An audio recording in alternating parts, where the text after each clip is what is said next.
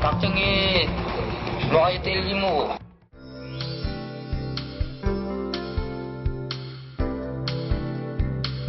내가 공부 이기생이야, 이거도.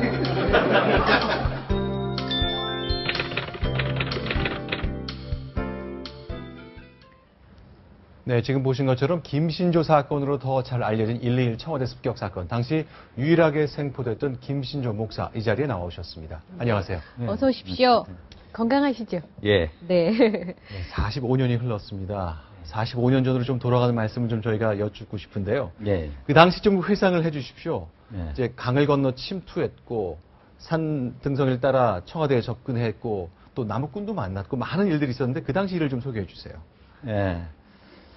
68년 1월 17일 날에 이제 남방한계선을 네.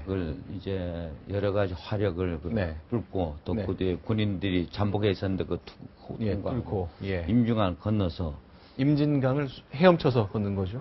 얼었죠. 네. 예. 그리고 이제 얼어 있었고요. 얼어졌죠. 그걸 뭐 산 타고 눈이 뭐 그때도 많이 왔어요. 아, 네. 그러면서 이제 뭐 남욱군도 만났고. 네. 그리고 이제 청와대까지 온 겁니다. 그럼 네. 남욱군을 만났다는 얘기가 무슨 얘기죠? 1월 19일 그러니까 121 사태 이틀 전 얘기인데 이틀 전이죠. 그럼 남욱군 얘기는 뭐예요? 그게 이제 어떻게 된가 하면 침투는 밤에 하고 네.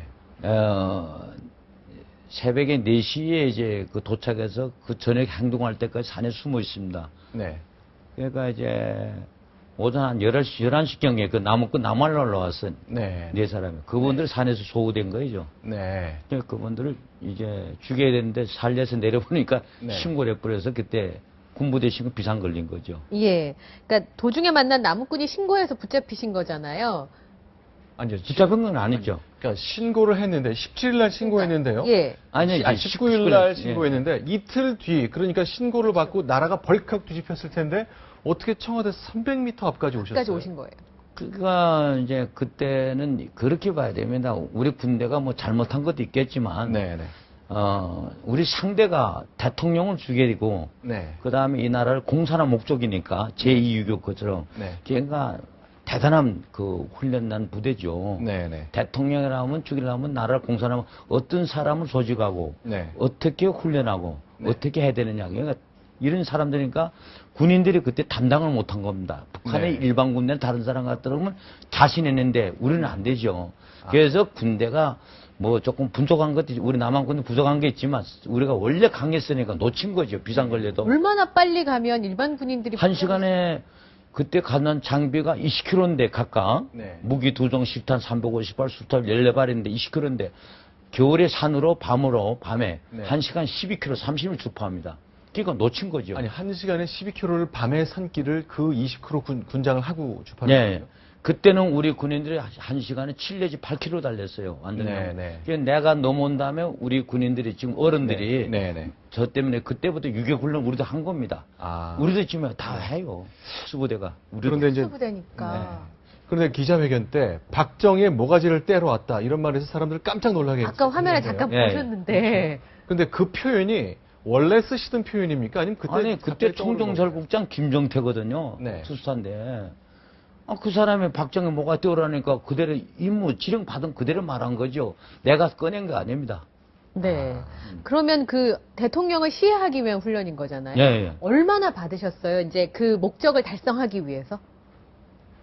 이게 그렇습니다. 이게 그 31명인데 이 사람들은 과거에 저도 여러 번 왔다 갔다 한 사람들 네. 조장들입니다. 네네. 얘가 청와대에서 대통령을 죽이기 위해서는 훈련받는 것이가 한 보름밖에 안 됐습니다. 네. 모름이요? 예. 이미 그 전에 다 훈련 끝마치고 여기 여러 번 왔다 갔다 한 조장들이 네. 31명을 다시 묶어놓은 거죠. 남해 왔다가 다시 올라간 사람들이 예. 특화돼서 훈련을 시키니까 그렇죠. 임무 성공한 사람들이 다시 박정희 대통령을 나 그랬잖아. 대통령을 죽이려고 나라 공산화 만드는 네. 아무 사람 되는 게 아니니까. 네네.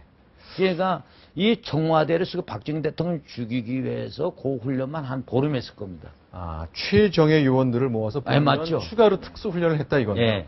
그런데 이제 31명 중에 아까 기록에도 나왔지만 김신조 목사님은 생포가 됐고. 난 생포 아니에요. 그러니까 투항. 그땐 정부에서 만든 건데, 그건 내가 언론들 그렇게 얘기하는데 자꾸 생포라고 해네. 그럼 뭐죠? 투항입니다. 호위당에서 우리 손 군이 들고 잘해서 나온 거죠. 잡은 생포가 아니라. 나 살고 싶어서 딱 나왔다는데 왜 잡았다 그래. 보고를 생포했다고 했나 보군요. 그때는 그렇게 그 사람도 해야 돼요. 그때 정부는. 네. 어쨌든 김신조 목사님은 투항을 하셨고 29명은 죽었잖아요. 사살했죠. 네, 예. 사살됐고 한 명이 북으로 한 명이 돌아갔습니다. 살아갔죠. 네. 그분 보신 적 있으세요? 그 후로? 사진이 됐건 뭐가 됐건? 그 사진을 여러 번 봤죠. 그렇죠. 이제 네. 뭐 7, 8년 전에 보니까 그 나오더라고요. 네, 자, 지금 사진이 한 장 보이는데요. 북한군 장성복을 입은 사람, 가운데 보이는 게 임동원, 당시 2000년이니까 국정원장 같군요. 네. 네, 저게 어떤 모습입니까?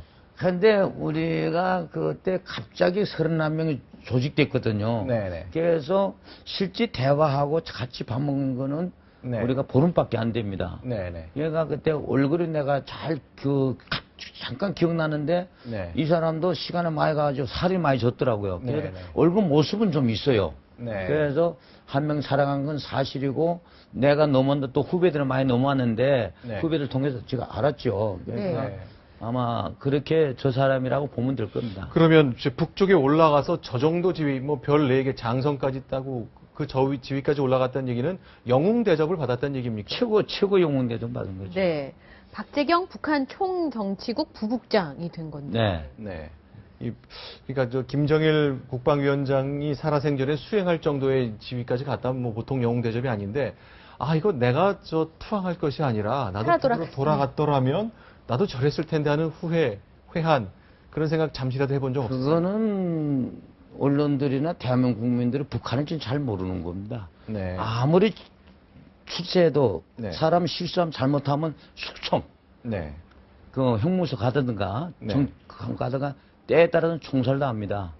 네. 그러니까 우리나라는 내가 어떤 자리에 있다가 어떤 위치에 있다가 사회 나가도 또 네. 자기가 어떤 직업을 가르쳐 주잖아요. 그러니까 내가 네. 거기 가서 저 사람처럼 출세해도 언제 내가 또 잘못될지 모르잖아요. 네. 네. 그러니까 대한민국은 내가 오늘 관동은 내가 또 자유인으로서 나가서 이게 대한민국 우리나라 제도 아닙니까? 그렇죠. 그러니까 우리나라가 더 나아요. 네. 네. 오늘 이 질문을 가장 먼저 드리고 싶습니다. 오늘 간첩 활동을 하던 탈북자 공무원이 적발이 돼서 지금 조사를 받게 됐는데 굉장히 놀랬거든요. 심지어는 탈북자들의 정보를 다 줬다는 거잖아요. 1만 세상에 명의 노출되면 정보를. 안 되는데. 네. 근데 그게 놀랄 거 아닙니다. 아닙니까? 네.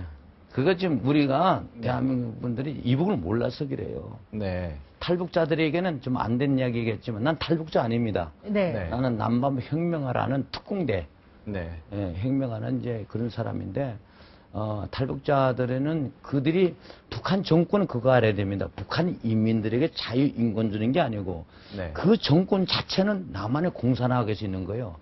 북한이면 죽든가 말든 관계없어요. 나만의 공산화 그 체제가 있는 거니까. 사람의 인권은 네. 상관없고. 예, 관계없어요. 그러니까 나만의 공산화 그들이 체제 목적이니까 탈북자들의 수단과 방법을 가리지 않지 않습니까?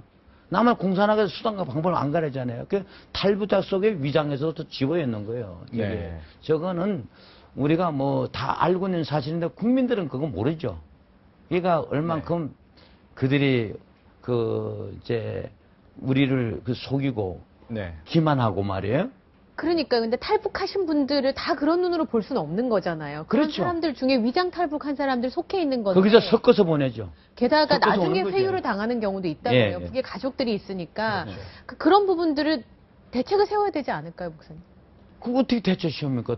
그 많은 가족들을 어떻게 대처시합니까? 네. 그거 어떻게 데려오겠습니까? 어떻게 하겠어요?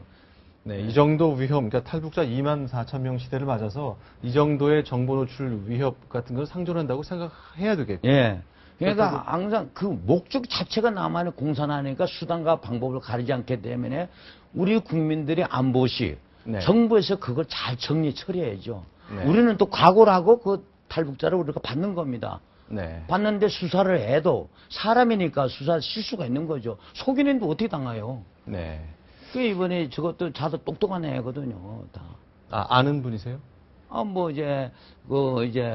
내가 대선배니까 네네. 저들 만나서 대한민국에 이야기하죠. 네. 이야기하다 보니까 이제 가깝지는 않지만 네. 이제 얘기 들어본 이야기도 적은 하고 만난 이제 적도 있으시고. 저들에게 내가 부모 네. 형도 보고 이런 사람이니까 알겠습니다. 45년 전 오늘 1.22 사태. 저도 이제 태어난 지 한 달쯤 됐을 때 벌어진 일이라 태어나기 훨씬 전에 벌어진 기억이 일이라서요. 희미한데 그 깜짝 놀랄 만한 사건이 벌어졌던 그 주인공이시고 투항하고 생각을 바꾸고 전향하신 이후에 목사길을 걸어오셨습니다. 네. 여러 가지 45년의 세월을 지내면서 느낀 바가 많으셨을 텐데 오늘 말씀 여기까지 듣겠고요. 그러니까 북한의 실상을 전파하는 일에 굉장히 노력을 많이 해주셨는데 그 일 계속 해주시길 바라겠습니다. 예, 예. 네, 오늘 고맙습니다. 말씀 고맙습니다. 예, 감사합니다.